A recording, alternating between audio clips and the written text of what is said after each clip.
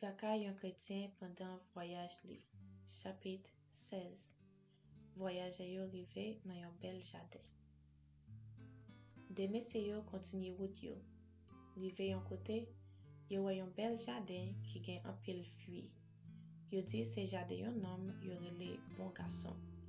Yo fè yo entre nan jardin an, epi yo di yo met kote bon fui ki la dan yo. Sou tèt moun lan ki te bon propriété ya, te gen kek nèg ki tap gade pet. Se yo 4 ki te la. Yo rele yo, konen ki fe, tande akwe, j'éclairé, epi pa bay manti. La yo mande eksplikasyon, mese yo di kon sa. Tout la se la kay nou ye. Sa nou vle nou met fe. Se nou vle nou met rete fe kek jou. Met la va bien kontan. Après ça, chrétien ak espérance fin passe yon bon nuit. Dans de même matin, 4 messieurs yo vin chercher yo pour yo faire visiter propriété ya. Là yo fin wè tout bel bagay ki gen pou wè. Yo vire sou yon moun yo rele Malè Pontier. Pendant ou kampe sou moun lan, ou kapab wè zosman moun ki perdi fi yo nan falaise sa. Les chrétiens wè sa, li di, bon, pour ki sa yo montre nou trou sa? J'éclairé répond li.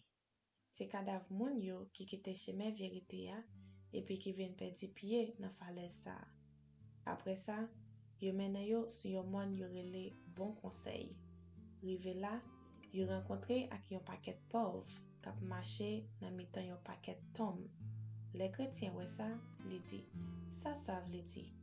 Tande ak wè répond li. Le ou tap vin sou route ou pat wè yon ti sentier sou bon route la, ti sentier sa se la kay désespoir li mène. Ki yon pil moun ki pito pase nan ti sentier ya, paske yo di route la tro red. Se kon sa le yo rive la kay désespoir, li kreveje yo epi l mène yo vin rete isit la nan mitan tombe yo. Les chrétiens ak espérance nan de koze sa, yon rive gade lot epi la mèm lo vin nanje yo. Men yo rete sans parler. Pendant nan rêve la, moun wè 4 messieurs yo mène chrétien ak espérance devan yon pot ki bay sou yon falaise. Yo louvri pot la, epi yo di voyager yo, vin gade non. Le yo gade, yo wè yon trou tout noir ki gen la fime ap sorti la dan, epi yon bri tankou bri di fin tan trou wa.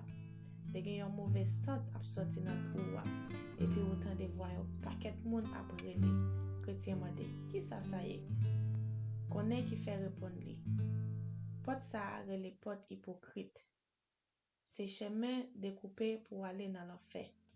Après ça, voyager yo mande al fe route yo. Tous les 4 messieurs yo konti yo mette yo sou yon moun yo rele la découverte. Le yo rive la, messieurs yo montre yo pot ville ciel la ak yon gros long vi yo te genyen. Mais les voyageurs yo seye gade, yo tellement saisi ouais je pot la belle, mais yo prend tremblé, yo manqué jete long vi ya. Mais les arrivé pour yo déraper, pa bay menti remet yo yon 4 ki gen plan route pour yo suivre la. Li di yo kon sa pour yo pa kite moun pran tête yo. Et puis après ça, li bay yo bénédiction bon Dieu. Pendant nan rêve la, mon wè chrétien ak espérance déraper pour descendre moun lan. En bas moun lan gen yon savane yo rele tête chargée. C'est là yon ti sentier vin rencontrer ak grand route la. Koume si yo rive nan position sa, kon sa yo rencontre yon ti nom yo rele nèg sot. Li te pote non paske l pat konen anyen nan parole vérité ya. Mais sa pat empêche l aple de fè chelbe. Li te kwel te konen tout bagay. Comme yo te commencé fè route ensemble, chrétien ak espérance te commencé expliquer l vérité ya.